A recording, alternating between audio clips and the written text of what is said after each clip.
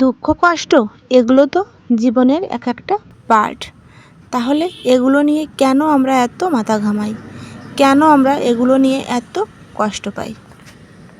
শুভ সকাল বন্ধুরা, কেমন আছো সবাই? আশা করি যে যেখান থেকে আমার ভিডিও দেখছো সবাই খুব ভালো আছো, আর আমরাও কিন্তু বেশ ভালোই আছি। আমি সুপ্রিয়া চলে আসলাম আরও একটা নতুন সকালে নতুন একটা ব্লগ নিয়ে। তোমরা সারা দিন আমার সঙ্গে থেকো, আর কি করি না করি সব কিছুই তোমাদের সঙ্গে শেয়ার করব।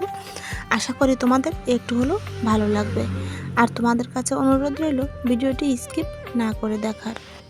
আর আজকে কিন্তু বুধবার। আমি সকালবেলা ঘুম থেকে উঠেছি তখন ভোর 5টা বাজে। আর এই যে দেখো, ঘুম থেকে উঠে ফ্রেশ হয়ে তারপর দুটো ঘর ঝাড় দিয়ে নিয়েছি, বাসি ছাই ফেলে দিলাম। আজকে কিন্তু চুলোটা লেপিনি।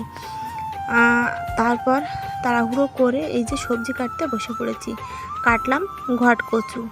এই ঘট কচু দিয়ে করব একটা মাছের ঝোল, ইলিশ মাছের ঝোল। আর মাছটা আমি যখন ঘুম থেকে উঠি তখনই কিন্তু বের করে নিয়ে ঠান্ডা ছাড়ানোর জন্য জলে ভিজিয়ে রেখে দিয়েছি।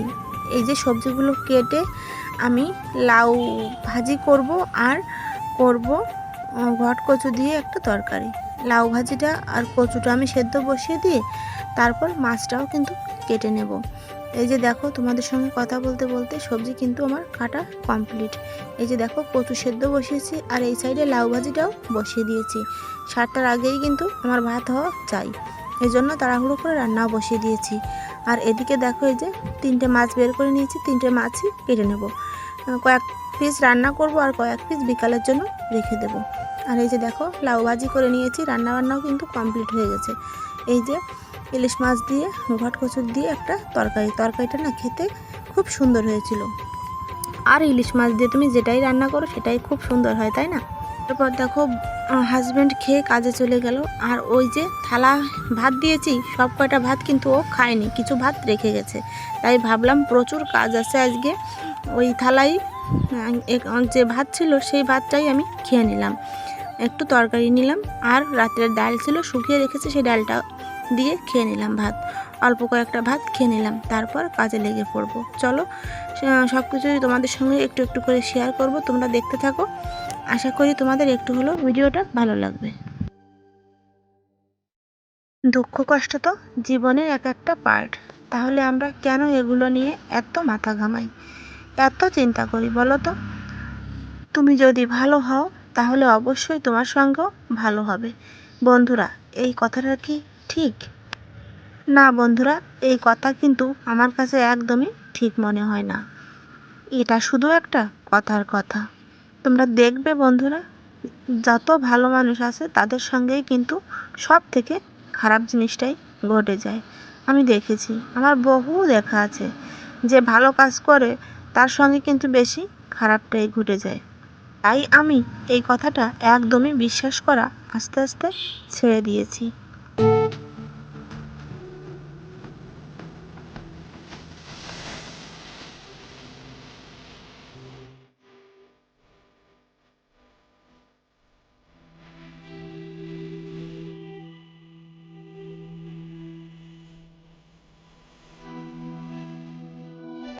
বাবারা ভাবে বাবারাই শুধু কষ্ট লুকিয়ে রাখতে জানে, শুধু কষ্ট লুকিয়ে রাখে।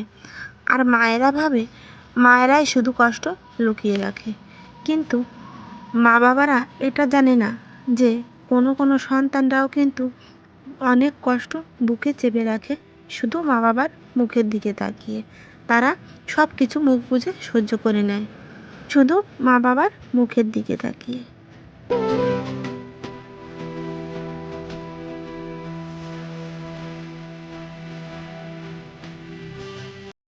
ঘোরাফেরা করাটা আমার খুব শখ ছিল, কিন্তু ঈশ্বর আমাকে জীবনটাকে এমন ঘোরালো যে এই শখটা এখন আর আমার জাগে না। আর একদম ইচ্ছে করে না এখন আমি ঘুরে ফিরে বেড়াই, ইচ্ছে করে না কারোর সঙ্গে ভালোভাবে কথা বলি। দুঃখ কষ্ট তো সবার জীবনে আসে যায়, তাহলে আমরা কেন এটাকে সারা জীবন ধরে রাখি বলো তো বন্ধুরা? এই দুঃখ কষ্টকে মনে রেখে আমরা খাওয়া ভুলে যাই, ঘুমাতে ভুলে যাই, কবে মন খুলে এসেছি এটাও কিন্তু আমি ভুলে গেছি। যে আমি কবে মন খুলে হেসেছি। জীবন তো একটাই, তাই না বন্ধুরা? তাহলে আমরা এই জীবনটাকে ইম্পর্ট্যান্ট না করে এই দুঃখ, কষ্ট, প্রবলেম এগুলোকে কেন আমরা ইম্পর্ট্যান্ট বানিয়ে ফেলি বলো তো? কিন্তু কি করব, এগুলো তো আমাদের জীবন থেকে বাদ দিলেও চলবে না, তাই না? এটা তো আমাদের জীবনের একটা পার্ট হয়ে গেছে। এগুলো তো সারা জীবন আমাদের সঙ্গে থাকবে, কিন্তু আমরা নিজেকেই ভুলে গেছি। ঠিক মতো ঘুমাতে ভুলে গেছি, খেতে ভুলে গেছি।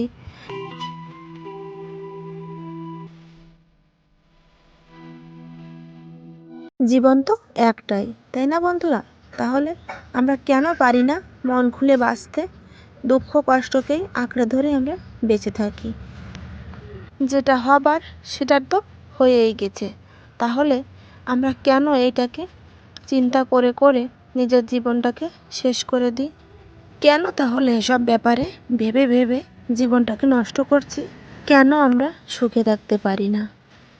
যেটা হওয়ার ছিল সেটা তো হয়েই গেছে, তাহলে চলো না আমরা সব কিছু ভুলে গিয়ে সুন্দরভাবে বাঁচি।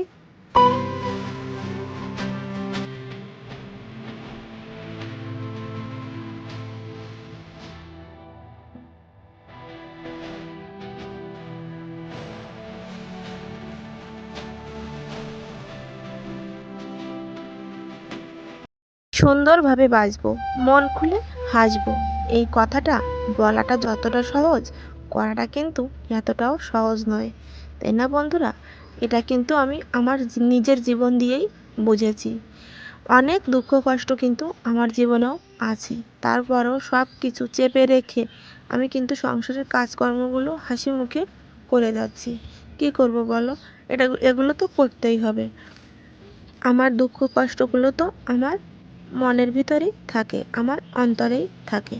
এগুলো তো সব সময় কারো সঙ্গে শেয়ার করা যায় না, আর এই কথাগুলো কেউ শুনবেও না। কি জানো বন্ধুরা, মাঝে মাঝে খুব কান্না পায়, খুব কান্না পায়, একা একা কিছুক্ষণ গুমড়ে গুমড়ে কেঁদেও নি।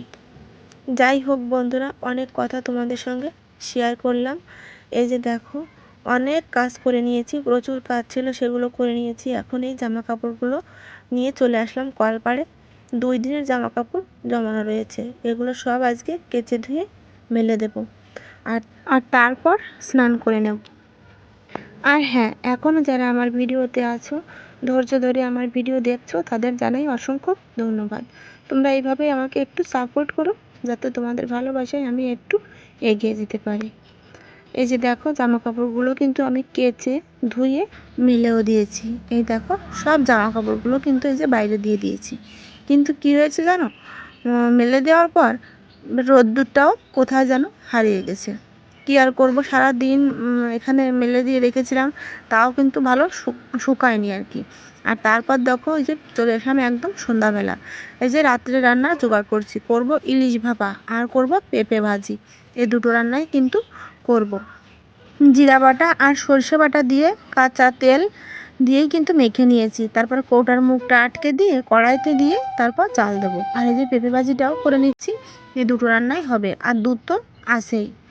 তারপর এই যে দেখো, কড়াইতে কিন্তু বসিয়েও দিয়েছি, আর এখন একটা ঢাকনা দিয়ে ঢেকে 15 থেকে 20 মিনিট জাল করলেই কিন্তু আমার ইলিশ ভাপাটা রেডি হয়ে যাবে। চলো তাহলে খাওয়ার সময় তোমাদের খুলে তারপর দেখাবো। আর এই যে দেখো, চলে এসেছি একদম রাত্রে খাওয়ার সময়। এই যে দেখো কত সুন্দর কালারটা এসেছে, আর খেতেও কিন্তু ভীষণ টেস্টি হয়েছিল।